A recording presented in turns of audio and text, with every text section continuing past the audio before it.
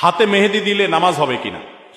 হাতে যদি মেহেদি দেন মা বোনরা, তাহলে সেক্ষেত্রে নামাজের কোনো অসুবিধা হবে না, বরং মেয়েদের জন্য হাতে মেহেদি দেওয়া সুন্নাহ, ভালো।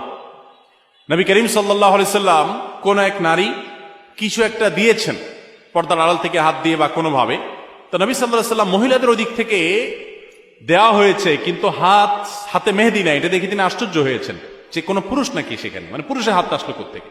তখন বলা হলো না, মহিলাদের হাত। তখন নবী সাল্লাল্লাহু আলাইহি সাল্লাম আশ্চর্য হয়েছেন। এই হাদিস থেকে বোঝা যায় মেয়েরা হাতে মেহেদি দেওয়া সুন্নাহ। অনেক মেয়েরা হাতে মেহেদি দেওয়াটাকে তারা মনে করেন শৌখিনতা, বিলাসিতা। তাদের এই সাজগোজকে ইসলাম পছন্দ করে, প্রশংসা করে, করবে, বিশেষ করে বিবাহিত নারীরা তো বটেই। বিধায় মেহেদি ব্যবহার করলে ওযু হবে, কোনো অসুবিধা নাই, নামাজও হবে। এমনকি আর্টিফিশিয়াল মেহেদি যেগুলো বাজারে পাওয়া যায়, টিউব মেহেদি বলা হয়, এগুলো দিলেও ওযু হবে। এগুলো দেওয়ার ফলে অনেকে মনে করেন ওযু হবে না, কারণ এগুলো দেওয়ার ফলে অনেক সময় এই মেহেদিগুলো খসে খসে পড়ে, চামড়া খসে পড়ার মতো। তো এটা আসলে চামড়া খসে পড়া না, এটা চামড়ার উপর আলাদা কোনো আবরণ বা স্তর সৃষ্টি করে না, বরং এক ধরনের কেমিক্যাল থাকে অ্যাসিডের মতো। এটার কারণে চামড়ার উপরে সূক্ষ্ম লেয়ারটা, যেখানে বেশি মেডিসিন পড়ে সেখানে একটু খসে পড়ে। এর কারণে আলাদা লেয়ার যেহেতু হয় না, অতএব এগুলো দিলে ওযু হবে, নামাজও হবে। মেহেদি ব্যবহার করতে পারেন, কোনো অসুবিধা নেই। এবং মেহেদি চুলেও ব্যবহার করা যায়, পায়ে চাইলে পায়েও মেহেদি ব্যবহার করা যায়। অনেকে বলে না, যেই মেহেদি দাড়িতে চুলে ব্যবহার করা হয়েছে, নবী সাল্লাল্লাহু আলাইহি সাল্লামের সুন্নাহ যেটি আপনার দাড়ি চুলকে সাদা হয়ে গেলে সেটাকে অন্য কালারে, মেহেদির কালার ইত্যাদিতে পরিবর্তন করার নির্দেশ তিনি করেছেন, তাহলে সেটা কিভাবে আমরা পায়ে দিতে পারি? অনেকে বলেন এটা একেবারে অযৌক্তিক কথা এবং শরীয়ত কোথাও এটা নিষেধ করে না যে পায়ে মেহেদি দেওয়া যাবে না, পায়েও মেহেদি দিতে পারেন।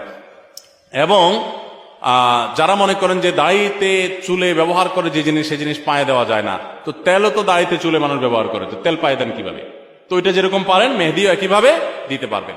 আবার পুরুষরা অনেকে মেহেদি পরেন, ইসলাম শরীয়তের দৃষ্টিকোণ থেকে এটা অনুচিত কাজ, অনুত্তম কাজ, এটা ভালো কাজ না। এটা মেয়েদের জন্য আল্লাহ তাআলা রেখেছেন, তারা সাজগোজ গ্রহণ করবে। দেখেন কিছু জিনিস আছে মেয়েদের জন্য স্পেশাল, এগুলো ছেলেরা টানাটানি করতে যাবে না। ছেলে মানুষ, আপনি মেহেদি হাতে দিতে যাবেন না। আপনার মেয়ে, আপনার স্ত্রী, তাদেরকে মেহেদি হাতে দেওয়াবেন। আমাদের দেশে অনেক ছেলেরা আছে এই কাম করে। এখন কিয়ামত যত নিকটবর্তী হচ্ছে, ছেলেদেরটা মেয়েরা, মেয়েদেরটা ছেলেরা ধারণ করা শুরু করেছে। ছেলেদের জন্য, মেয়েদের জন্য নির্দেশ করা হয়েছে তারা ওড়না পরবে।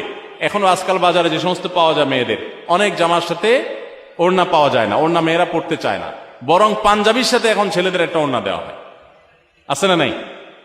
তো এগুলো কিয়ামতের লক্ষণ। শয়তান নারী পুরুষের মধ্যে এ ধরনের অস্থিরতা তৈরি করবে, এটা কিয়ামতের আলামতের মধ্যে থেকে একটি বিধায়। এগুলোর উপর আমাদের সাবধান থাকতে হবে। মগ বা বালতির ভেতরে হাত ঢুকিয়ে দিয়ে ওযু করা যাবে কিনা?